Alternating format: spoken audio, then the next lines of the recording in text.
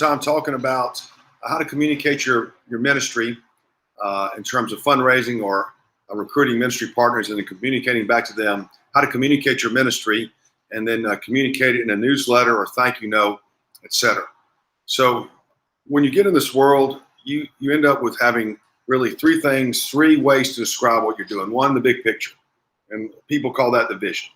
The big picture, I prefer the big picture, but the big picture for sports fan is to saturate the sports world, sports fan world with the gospel.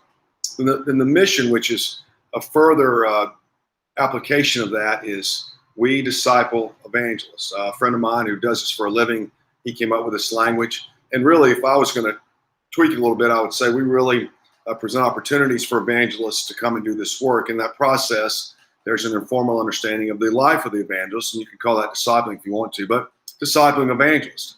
And this third point, when it hits the ground, is what is our application of the vision and the mission and the application of these two things. And for me, for us, as we put on events, more than one evangelist out there, but in terms of what we're talking about today, we organize the events to fulfill the mission and the vision.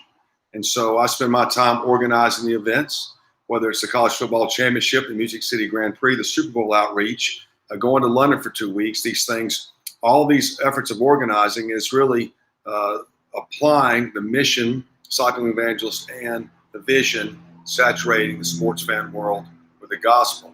And that once you see that connection, then as you articulate it back to someone, let's say in a newsletter format.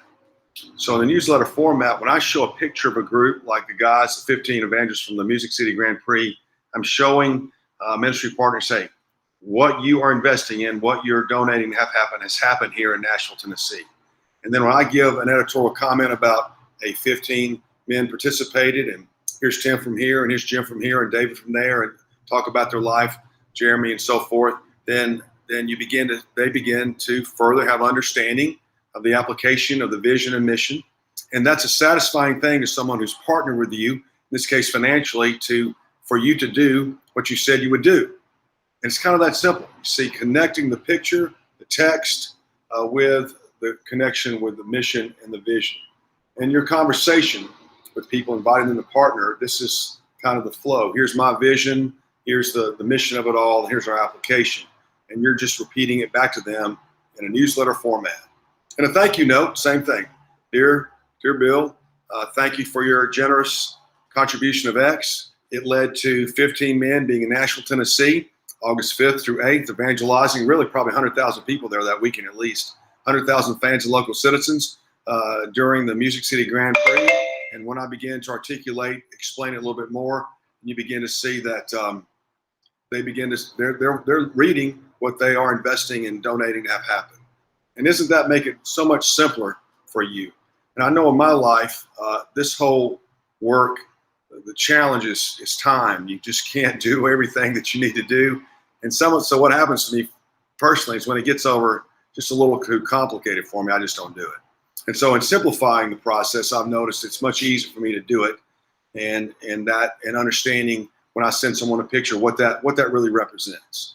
And not sending the picture without wondering if they'll care or wonder if they'll understand and so forth. So that's the goal. So if you're putting your communication in a newsletter, if you've got 2 or 3 or 4 pages, put pictures, put group pictures, just show them evidence of you're applying your vision and mission and show them that.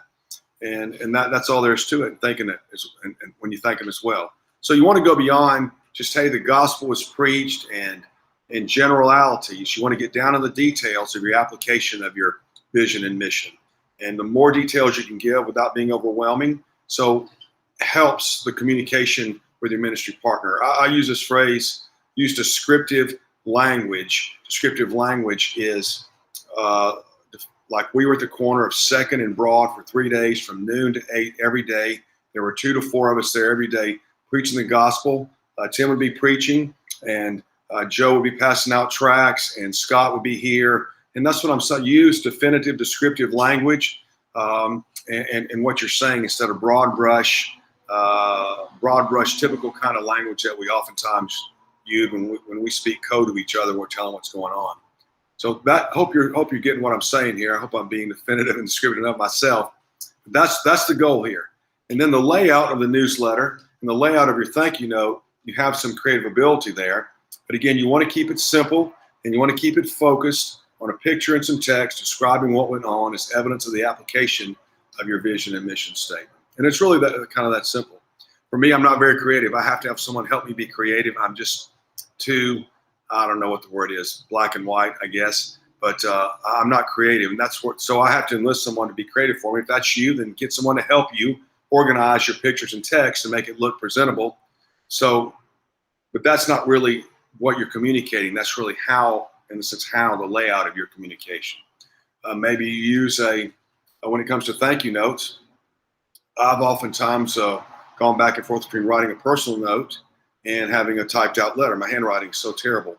And so stuff like that, you just have to adjust. But at the end of the day, what I'm talking about today is, what are you saying? And so what you're saying to people in your newsletter and thank you notes and communication is the application of your vision and your mission statement. Hopefully that's clear. I'd love to talk to you personally about it. We can talk about your vision mission statement and the application of it, because you're already doing the application of your vision and mission statement. You're not going to redo anything necessarily. You're just going to articulate it a little bit differently. So call me, 423-724